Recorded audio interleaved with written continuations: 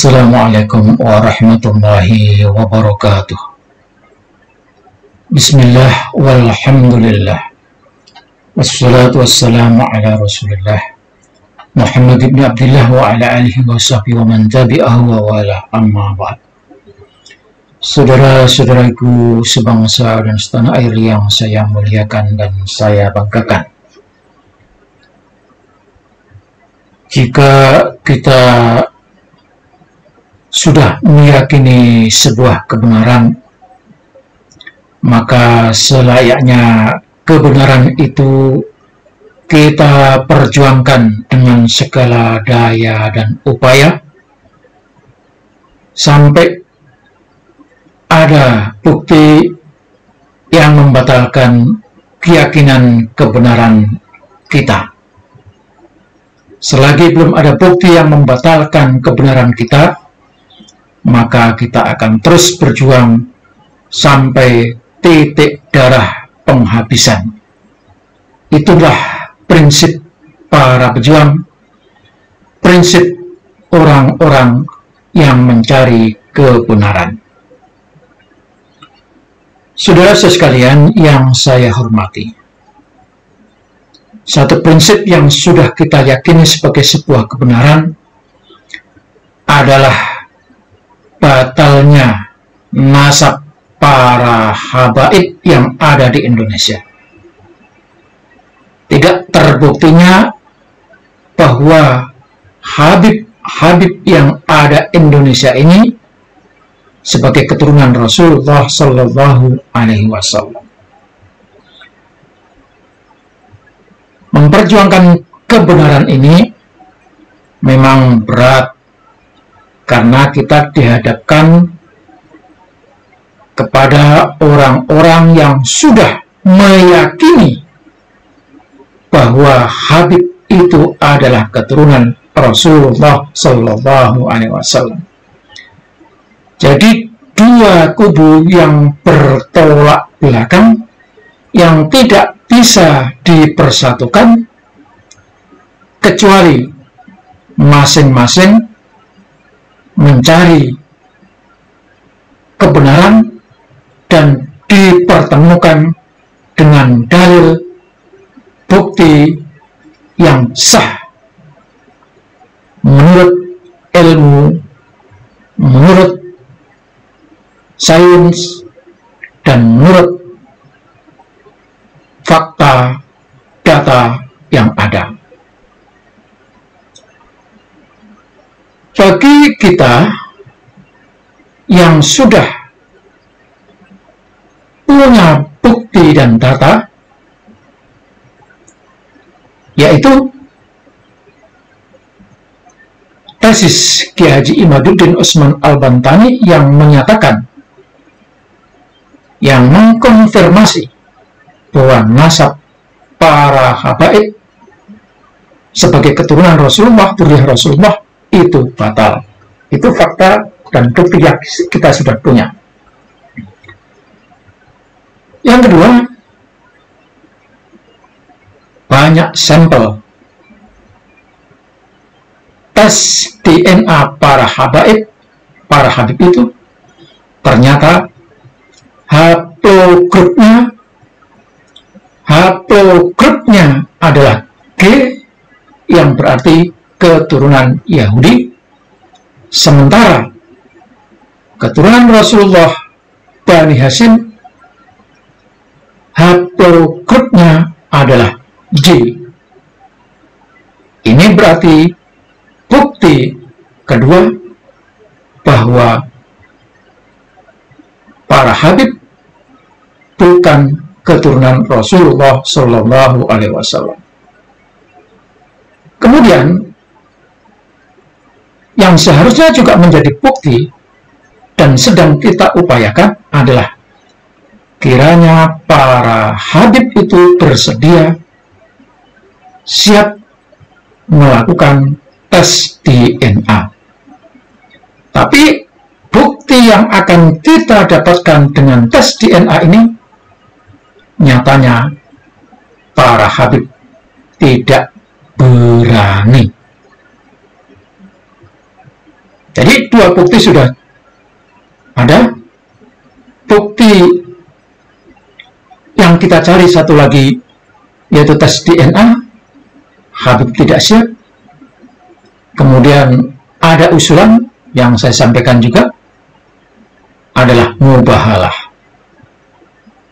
Jadi beberapa bukti dan fakta itulah yang membuat kita yakin akan kebenaran kita yang kita perjuangkan, bahwa memang para habaib yang ada di Indonesia itu harus mengakui bahwa dirinya bukanlah keturunan Rasulullah Shallallahu Alaihi Wasallam.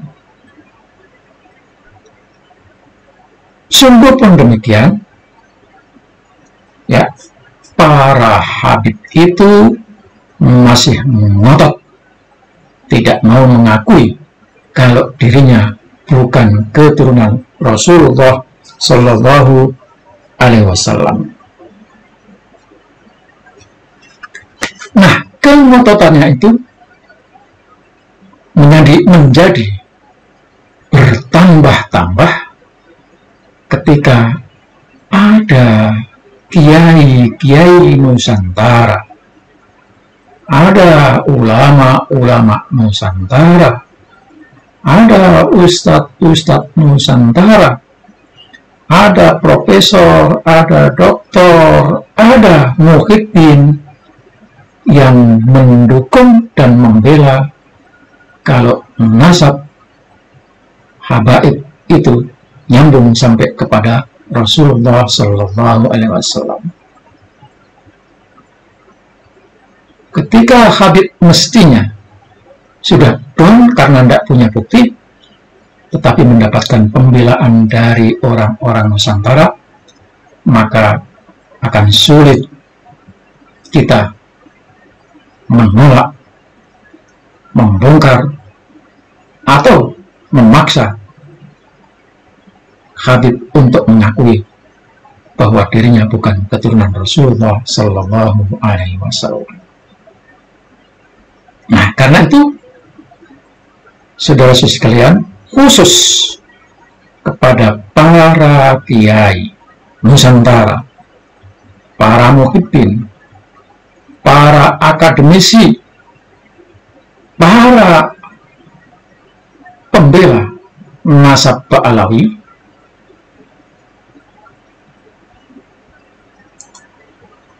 mohon maaf,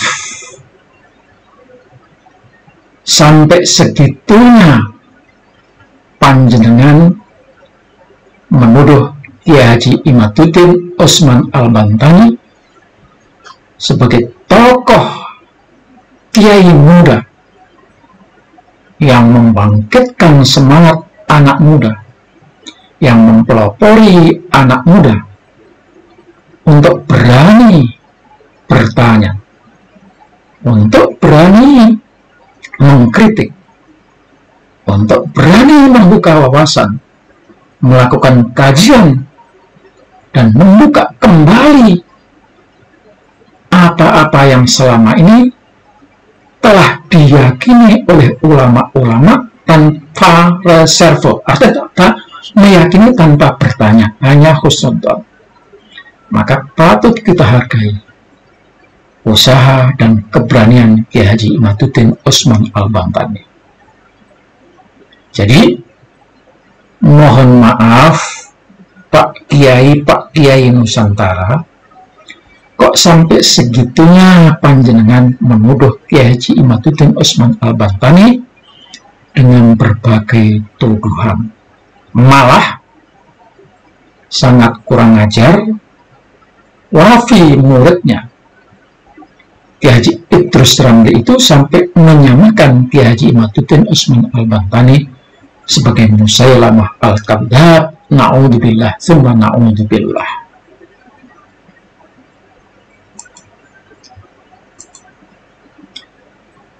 Saya ingin menyampaikan sebuah prolog.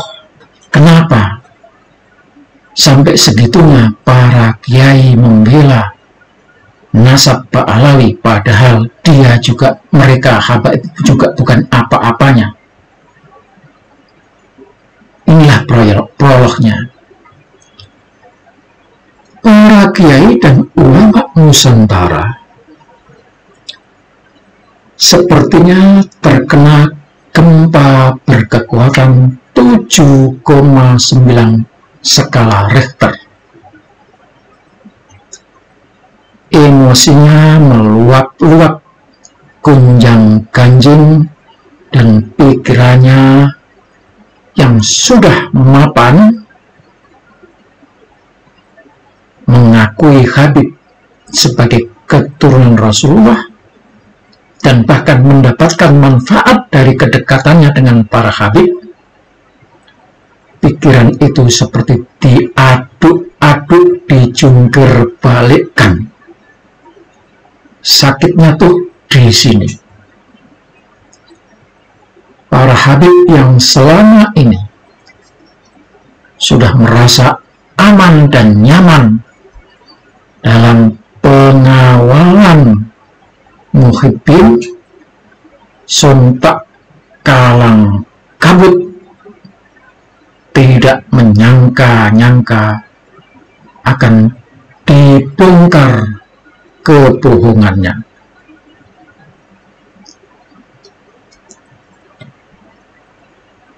Guncangan gempa itu tidak lain adalah kekuatan tesis Kiai Haji Imaduddin Usman Al-Bantani yang membantalkan nasab para Habib yang mengaku-ngaku sebagai keturunan Rasulullah Shallallahu Alaihi Wasallam. Di satu sisi, kebangkitan warga pribumi yang selama ini terkungkung akibat doktrin para kiai yang berguru kepada habaib mulai sadar dan bangkit, terbuka pikirannya. Dengan tesisnya Kiai Haji Imaduddin Usman Al-Bantani, generasi muda mulai berani bertanya kepada para kiai tentang hal-hal yang selama ini dianggap tabu dan tidak sopan, atau bahkan dicap sebagai orang yang kualat. Terputusnya nasab para Habib mulai menjadi perbincangan di dunia maya dan dunia nyata. Dan bahkan karena guncangan itu, sekarang banyak Habib tidak lagi menyebutkan Habib, tetapi bermutasi menjadi Sayyid. Bahar Smith misalnya, yang tadinya Habib Bahar Smith sekarang menjadi Sayyid Bahar Smith. Generasi muda dan kiai-kiai muda ikut meramaikan situasi, sehingga banyak Habib dan pembela yang kepanasan. Sejarawan, ahli filologi, dan ahli genetika juga memperkuat bukti bahwa para Habib bukanlah keturunan Rasulullah. Rakyat mulai sadar kalau selama ini ditipu dan diperdaya oleh para Habib dengan doktrin bahwa Habib adalah manusia suci dan harus dipatuhi.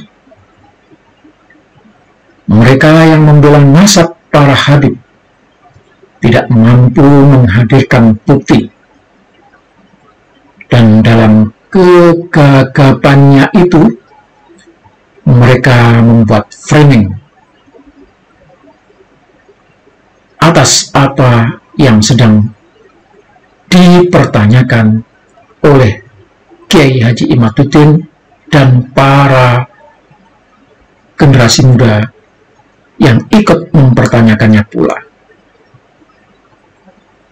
Orang-orang yang sefaham dengan Kiai Haji Imaduddin diframing sebagai orang yang benci terhadap keturunan Rasulullah Sallallahu Alaihi Wasallam.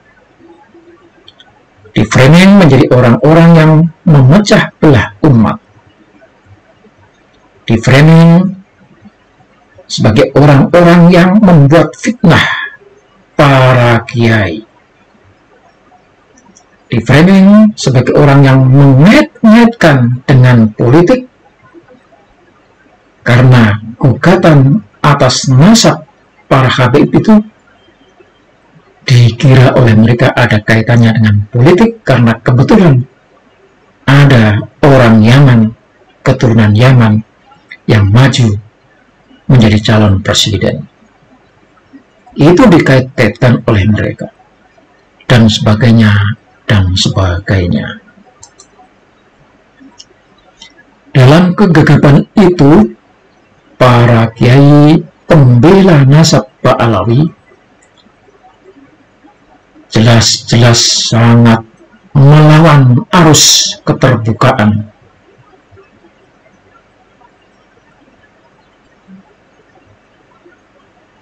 Dan bersuara. Apa suara mereka? Suara para kiai dan pembela itu? Mereka mengatakan, satu, para habib itu adalah gurunya para ulama Nusantara. Kiai-kiai Nusantara sangat menghormati para habib dan memuliakan habib. Ini yang selalu dijadikan dasar oleh para kiai untuk mengakui bahwa Habib itu adalah keturunan Rasulullah. Jadi cuma menggunakan dasar kalau kiai-kiai Nusantara itu berguru kepada mereka, kepada para Habib. Suara berikutnya adalah yang kedua. Kata para kiai yang membela itu, gelar Habib itu sudah masyhur sebagai keturunan Rasulullah Sallallahu Alaihi Wasallam dan tidak perlu dipertanyakan. Ini suara para kiai yang membela para habaib dan menuduh orang-orang yang mempertanyakan nasab para habaib sebagai orang yang mengada-ada. Mereka juga menguarakan dengan dalil Al-Quran, innama yuridu wal yudhiba ankum rijsa ahlal baiti wa yutahhirukum tathhira, bahwa keturunan Rasulullah para habib itu adalah ahlul bait yang harus disucikan menurut ayat ini. Ini yang disampaikan oleh para kiai.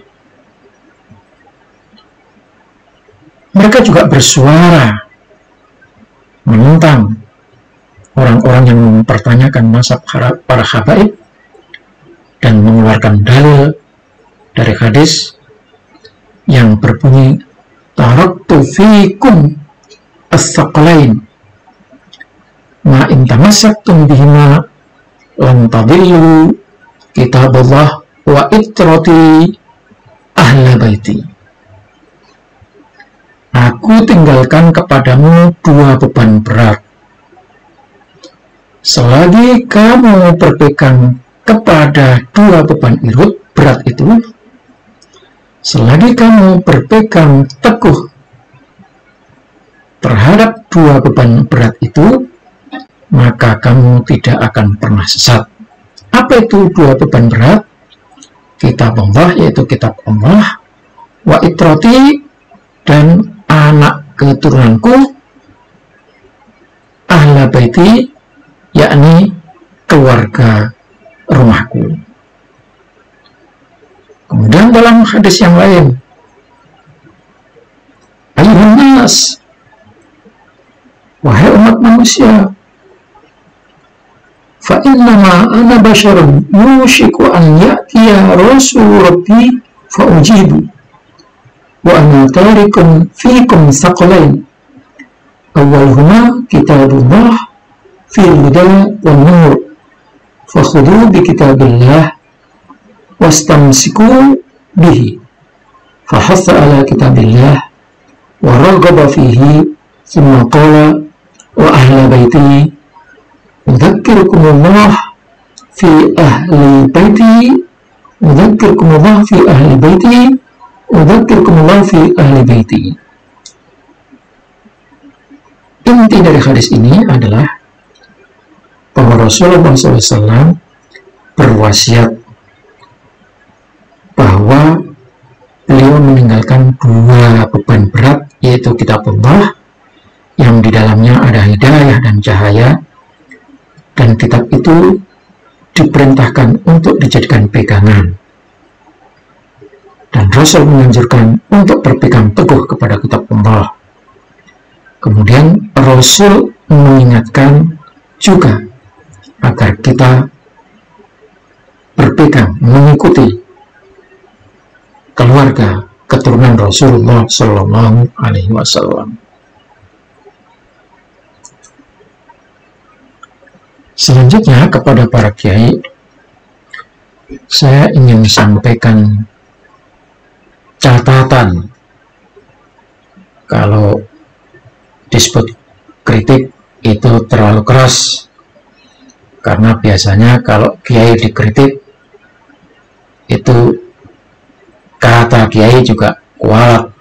Kalau sudah disebut kiai tidak boleh dikritik, itu ajaran dari dulu. Maka tidak ada murid yang mengkritik kiainya. Tapi di sini, di era keterbukaan ini, di mana ilmu pengetahuan harus disampaikan. Kiai bukanlah malaikat. Ada kemungkinan kurang pas, maka perlu diberikan catatan. Kalau kritik kurang sopan, okelah kita sebut sebagai catatan. Yang pertama, pengakuan akan keilmuan Habib sebagai guru tidak otomatis dan tidak paralel dengan penetapan nasab. Jadi Pak Kiai, kalau sampean berdalil, kalau kiai-kiai kita Nusantara itu belajar dari Habib-Habib, itu artinya bukan berarti kalau belajar dengan Habib itu terus mengakui, terus berparalel menetapkan kalau Habib itu sebagai keturunan Rasulullah. Tidak.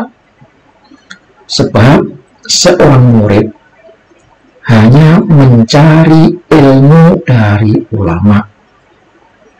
Jadi niat utamanya kiai belajar kepada ilmu itu bukan karena melihat dia Habibnya, bukan melihat karena dia keturunan Rasulullah.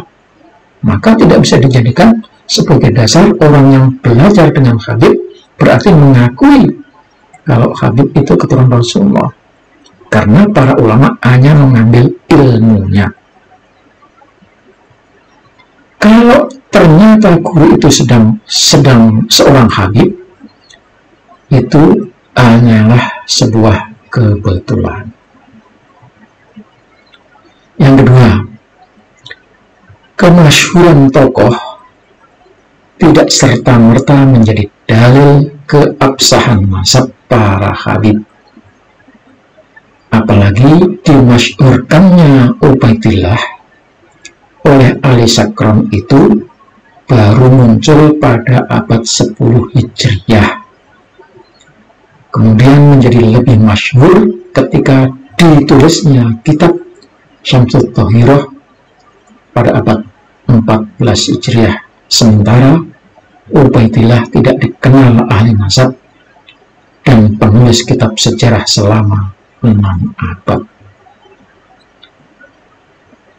Rabithah Alawiyah bersikukuh kalau Habib itu keturunan Rasulullah, mulanya hanya berpegang pada kitab Syamsul Tahirah dan kitab itu ditulis belakangan. Saudara-saudara sekalian, yang ketiga, saran, catatan atau kritik. Ayat tersebut yang berbunyi liyudhiba ankum rijsa ahlal baiti yutahhirukum tathira sudah dipelintir dan ditafsir oleh ulama-ulama keturunan Bani Alawi untuk kepentingan mengangkat para habib sebagai orang terhormat sebagai keturunan Rasulullah Shallallahu Alaihi Wasallam. Jadi ayat itu dipelintir, mestinya ayat itu asbab nuzulnya adalah hanya keluarga Rasulullah yang masih hidup waktu itu, tetapi dipelintir sekarang diperuntukkan oleh para habib, yakni yang harus disucikan adalah habib-habib yang menjadi keturunan Rasulullah. Ayat itu dijadikan alat legitimasi doktrin agar umat Islam memanut maunya para habib. Padahal ayat tersebut hanya untuk ahlul bait dan habaib. Saat ini hanyalah keturunan Rasulullah, bukan ahlul bait seperti ayat saat turun. Habaib mungkin masih, habaib bukan keturunan Rasulullah. Kalau toh memang harus dijuakan, itu adalah anak keturunan Rasulullah, bukan habaib. Kenapa? Karena habaib bukan keturunan Rasulullah. Yang keempat, hadis yang tersebut sudah dipelintir pula dan ditafsir oleh ulama-ulama keturunan Bani Alawi untuk kepentingan mengangkat para habib sebagai orang terhormat, sebagai orang yang harus diakui, mengakui anak cucu sebagai anak cucu Rasulullah. Hadis tersebut dijadikan alat legitimasi doktrin agar umat Islam memanut maunya para habib. Padahal hadis tersebut hanya untuk ahlul bait. Kalau toh anak cucu Rasulullah itu dimaksudkan hanya sebagai penghormatan, di mana penghormatan itu harus lebih dibandingkan dengan manusia-manusia lainnya.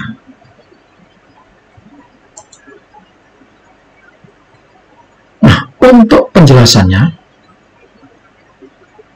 yang dimaksud fitrati itu adalah penghormatan, memberikan hak-haknya,